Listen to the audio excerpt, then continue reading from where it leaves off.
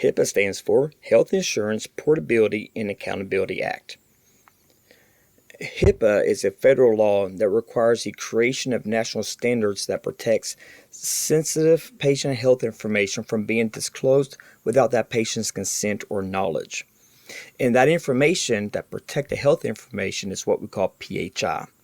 And technically, this is any information in a medical record that can be used to identify, either separately by itself or combined with other information, an individual, and was created, used, or disclosed in the course of providing a healthcare service such as diagnosis or treatment.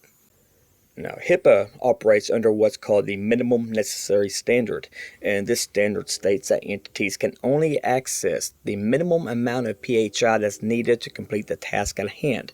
So if your doctor is contacting your insurance company for a payment, well, they can only share the information that's regarding that visit to the doctor that you had. They can't just share everything in your medical file with the insurance agency. The purpose of HIPAA is to make sure that your information is not shared without your consent or knowledge. And this includes anything that's spoken, written, recorded, or electronic in nature. In regards to HIPAA, there are 3 rules that govern it, and we have the privacy rule, security rule, and the breach notification rule. Now, the privacy rule states that all patients can have access to copies of their PHI, what we also call medical records, upon your request. That means that if you call your doctor right now and say that you want a copy of your medical records, then yes, you will have it. That is your right to have. They do not own that. That is your record to have. It also states that they will only disclose the minimum amount of PHI necessary. Again, that minimum necessary standard. They cannot share PHI with people that are unauthorized, and they cannot disclose PHI to organizations that are unauthorized. So a great example of this privacy rule states that if I'm working in human resources and Bobby lives in Cottage C, you cannot tell me about Bobby's medical condition because I don't work with him on a daily basis. I have no reason to know what is going on with Bobby because I do not provide care for him. I just work in human resources. This is a great example of why we should not be telling people across the facility other people's PHI. Just because we work here does not mean we should be privy to it. Now, the security rule states that we must have safeguards in place to protect PHI. In fact, we have to have controls to those who can access it to limit who can view PHI.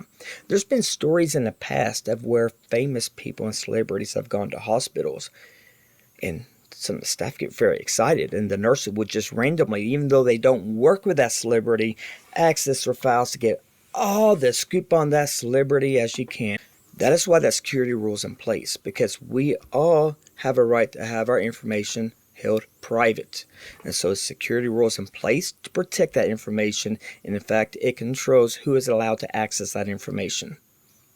It even controls our vendors, and we have to have agreements with our vendors in regards to what information they have access to and what they're allowed to disclose.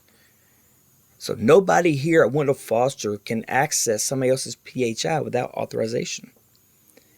And we're not to have our equipment set up in a way that makes PHI easily accessible. That is why we have the mobile device access form here. And it states that if you use your cell phone for work purposes to access anything that could be confidential like PHI, that you will do certain measures such as password protected, enable remote location, locking, and erasing functions, and that if you were to lose it or becomes compromised, you'll notify Samantha Bostic, the Vice President of HR, and our privacy officer. If you do send anything through email of Outlook, and only Outlook, if you decide to use Outlook to send any kind of PHI, you need to encrypt it. All you do is go to the subject line and type encrypt, and that will take care of it for you. You can also use Thera. Because of the security rule, we should also make sure that all of our faxes are protected by a cover letter, and make sure it's sent to only the intended recipient. That all of our files are stored in a private and locked location, that we lock our computers when it's not in use, and we Do not write down your passwords. Your password should be changed on a frequent basis, and you never want to use the same password for everything. Also, be aware that social media and HIPAA don't always play well together. Be careful what you post. You don't want to post anything regarding somebody's PHI. And if you're ever in doubt about a picture or information that you want to post, get with your supervisor for guidance, or get with the case manager, QIDP, or even Samantha, and let them guide you in what you can or cannot do there. And if you do post something and they ask you to take it down for HIPAA reasons, please be cooperative, because what we're trying to do is prevent you from being in trouble and trying to preserve that PHI so it doesn't fall into wrong hands. If by chance there is a HIPAA violation, there are consequences. It starts with verbal warning, written warning, suspension, and termination here at work. But even outside of work, you're susceptible to monetary fines and imprisonment. This is an example of a breach of HIPAA, and happened in a hospital. There was a patient and 2 children that were killed in a car wreck. A medical technician made a comment on Facebook about the crash, and that the patient should have worn a seatbelt. Well, she was fired for that, because that is a violation of HIPAA. By looking at who has passed away and making the comment about the seatbelt, by looking at the comment she made about the seatbelt and the job that she had, people were able to put 2 and 2 together and determine that she's talking about a patient. That's a HIPAA violation. This one was in San Diego, and it's where in July 2021, they disclosed a cybersecurity incident where a hacker had unauthorized access to certain employee and email accounts due to a phishing attempt. And it was successful. Now, it took place on December 2nd. From December 2nd to April 8th, this is a long period of time. We're talking about 5 months here. Affected 500,000 patients, but they waited until July 2021 to disclose this happening. Remember that rule number 3, breach notification rule, to alert people. It needs to happen in a very timely manner. Waiting until April to July is not a timely manner. And so, in this case, there was just a few weeks later, a cancer patient filed a lawsuit against the organization because of breach of contract, negligence, and violating California laws. So, what are the mistakes the hospital made? Ultimately, they didn't notify the people that are affected by this in a timely manner. They were very late in reporting it. Should the employee that contributed to this security breach, the person that fell victim to this phishing attempt, should they be held accountable for the PHI being compromised? Yes, they should be held responsible. In fact, they were held responsible. We are all responsible for ensuring the PHI is protected.